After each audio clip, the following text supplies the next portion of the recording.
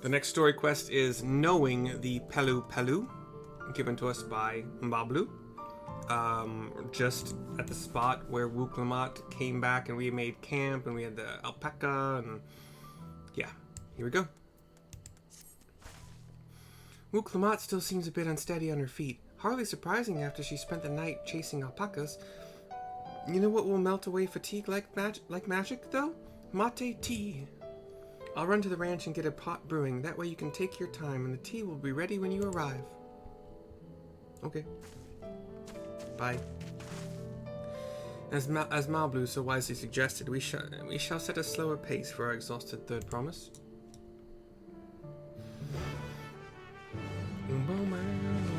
We'll set a slower pace. Okay, Wolf Pup, I love you.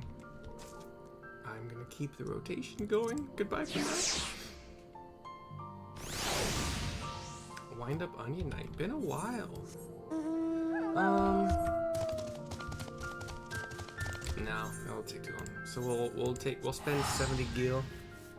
Teleport back to Pelupelu.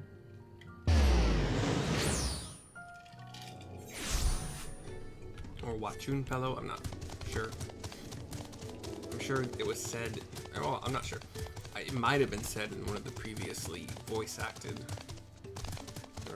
cutscenes, but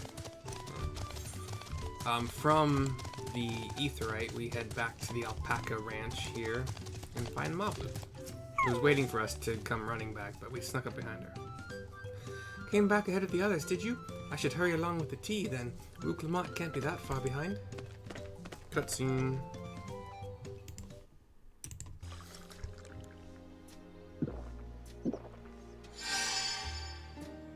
This is all dark screen. And now we're on Wuk Lamat stretching. Oh, that tea really is magical. I feel better already. The alpaca is also at the table with us. I see you become more comfortable around our fuzzy friends, says Kryle.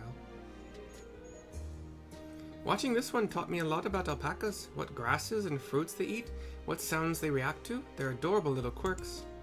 Aww. I guess I've grown kind of fond of them. I was expecting the word quite to be there, but it was replaced with kind of, and whatever. Welcome back, third promise. Accomplished the feat of gold, have you? Says Tobley, walking up, looking at the alpaca.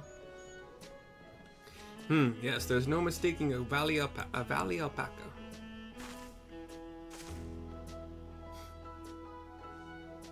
I commend you on your success. Well done. Yes, we did it! She and Mablu cheer. The rest of us are, happy, but not, like, exuberant. Although, I couldn't find a shiny one like Zeral Jah did. I'd be surprised if you had. Golden alpacas are born but once every few decades. They are elusive, solitary creatures that are rarely seen, much less captured, thanks to their innate physical and magical gifts. Only a single other person is known to have caught one before, that being Gulul Jaja himself. Papa was chasing alpacas too? So my grandfather's stories say. The cutscene goes black, flashback, a bunch of Pelu on alpaca back. That didn't mean that. That was fun to say. It was before the founding of Tuliolal, in a time when the mountain giants, the Yokhui, held our people in thrall. Compelled by their overlords, our forebears would ride their alpaca mounts to the highlands to deliver gifts of food and other tributes. Those were wretched days, to hear grandfather tell it. Then along came the young Gulul Jaja, yet unburdened by the mantle of Dawn Servant. Cutscene goes dark, flashes to the two-headed Gulul Jaja and his entourage. Our people were amazed by his imposing two-headed figure, equal to the Yakhoi in stature, and puzzled by his entourage of mismatched companions. Some trembled in fear, believing a new conqueror had come. Yet Gulul Jaja showed no such inclinations. He sat and spoke with us, sipping from the cups of mate tea we offered him, and grew somber when he learned of our plight. Cutscene goes to a good time had by all, cheering, cups of tea shared, laughter. None could have anticipated what their visitor decided to do next. Gulul Jajad ascended the cliffs to face the giants and freed the Pelupelu from the Yakoi's subjugation. He then turned an appraising eye upon our riders and proposed we take to the road to peddle our beverages. The suggestion seemed obvious for one who traveled as he did, intent on fostering amity between the clans. Cutscene goes black. We're back to present. Some circular tables with the tea, pink tablecloths with some like square patterns of other colors, and so it was that a few words from Gulul Jarja transformed us into a clan of itinerant merchants. I've never heard the bond Papa forged with the Pelupelu spoken of in that way before. The saga is not so detailed. Then you may not know that Gulul Jarja sought a sure-footed guide for his trek up into the highlands. Thus did he capture a golden alpaca. So both my brother and my father caught the rarest of creatures, while an ordinary one was the best I could manage. The feat required no more than that, Third Promise, and you brought back a perfectly wonderful beast, says Mablu. Mablu's right. You're a perfectly wonderful beast. If anyone's ordinary, it's me. The alpaca comes up to her a little bit, but not too close, still like 4 feet away. Not only did you accomplish the feat of gold, you also made many trades and brought joy to many people in the true Pelupelu fashion. I sorely doubt your sibling could have achieved the same result. You should be proud of the accomplishments which earned you your keystone. And he hands over the pinkish rectangular prism keystone. She hesitates, looking at it, and then bends down to take it. Long tigress nails, lioness nails. So this is what they look like. Go on, set it in the tablet, says Alice. She pulls out her rectangular stone tablet, inserts it into the bottom, and it glows for a second. A perfect fit! That leaves 6 more. You're well on your way, Third Promise, says Mablu. We'd have been lost without you, Mablu. Thanks to you, I learned so much about the Pelu people and your customs. It might seem obvious, but I've come to realize the importance of properly knowing something.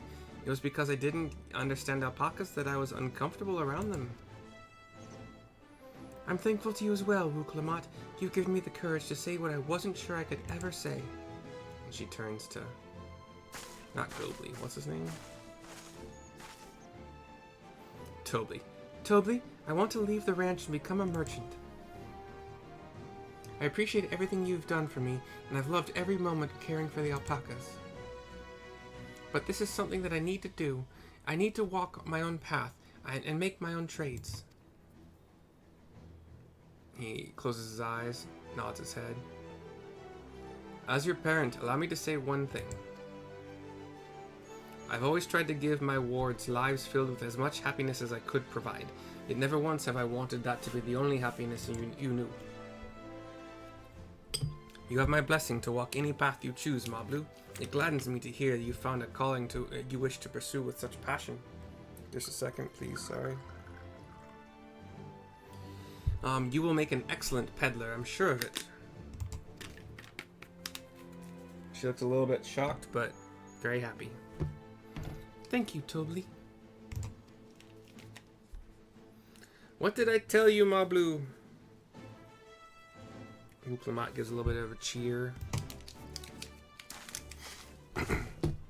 She nods to her. There's one last thing I can help you with, Third Promise. You need to find the Golden City, right?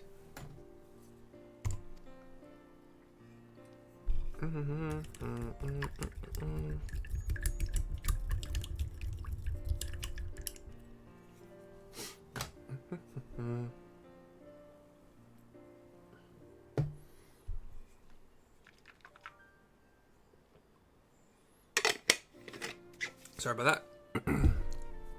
That's the end goal.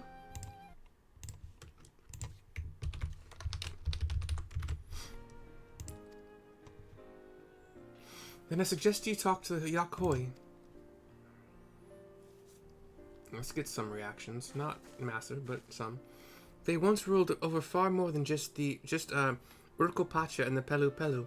1,000 years ago, they were the overlords of Yogg-Toghrul and all its peoples. During that era, the Pelupelu were commanded to search for a city of gold. They scoured every corner of the continent, but never found any trace of that fabled place. But if they didn't find anything, what could the Yakhoi have to tell us? They may not have found it, but the fact that they thought to look for it at all makes me curious. Perhaps there's value in delving into how the legend originated, says Kryle. Mablu agrees. We lose nothing from asking the question. Besides, if we're determined to follow the path of the saga, says Erinville. We'll be visiting the giants eventually. I look up at the mountain. The camera pans to the tall mountain. Icy, snowy. And back to present, or back to the tables. Oh, Kryle, I have a question I've been meaning to ask, and since we finished with the feat, where did you acquire that earring? Says Mablu. Talking about the three-leaf clover. My earring? Do you recognize it? Yes, pieces just like it first became fashionable in Yogg-Toghrul around 20 years ago. Since then, it's become common to wear one as a charm for safe travel. Kryle thinks. 20 years ago, right about the time my grandfather made his journey, yet the Dawn Servant implied the earring was connected to the Golden City in some way. Surely there was more to its significance than simple fashion. If you want to know how it first came to be crafted, I could try to find out. Seeing as it's a regular seller for many merchants, I'm curious to learn about it myself, says Mablu. I would appreciate that very much, thank you. Jumping feet first into the peddler's business, eh, Mablu? She gives a little cheer. She's excited. Right then, let's head back to Tuliolol and get ready to search for the next elector. Alright. Farewell for now, and thanks for all your help.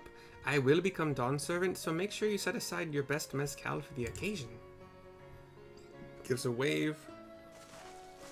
Mablu waves back. Keeps waving as we walk away. She has a fearsome opponent in that brother of hers. He even brought the golden alpaca to heal, says Toby. But you've heard Zoral Ja's supporters talk. They might see opportunity in his expansionist ambitions, but they find the man himself intimidating. Terrifying even, says Mablu. Whereas I've grown to love Wuk Lamat, everyone she meets will come to love her too, and that's why she'll win the throne. Toby. You might be right, Mablu. You might be right. And the cutscene pans up to the blue sky with some white fluffy clouds as we walk away. Still not done with the quest though. Gotta talk to somebody to finish it. Or to continue it. Sheesh. Wuk Lamat.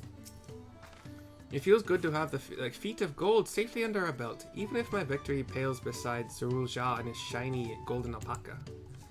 Zoral Ja.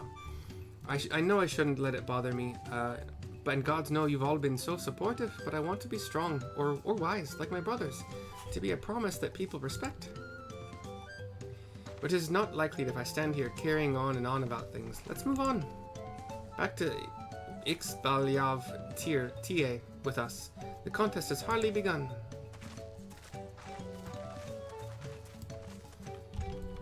Eesh.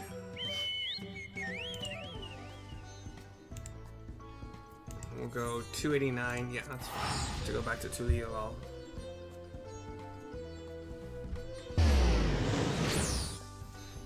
my god, I don't here.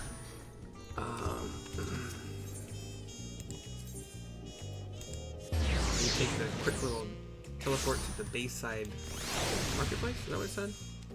Oh, whatever. And then finish the quest by talking to Wuk Lamat. And just like that, we found an elector and won our first keystone. I knew I was right to trust your instincts. Come on, Let's keep things moving and march onwards to Kozamaakua.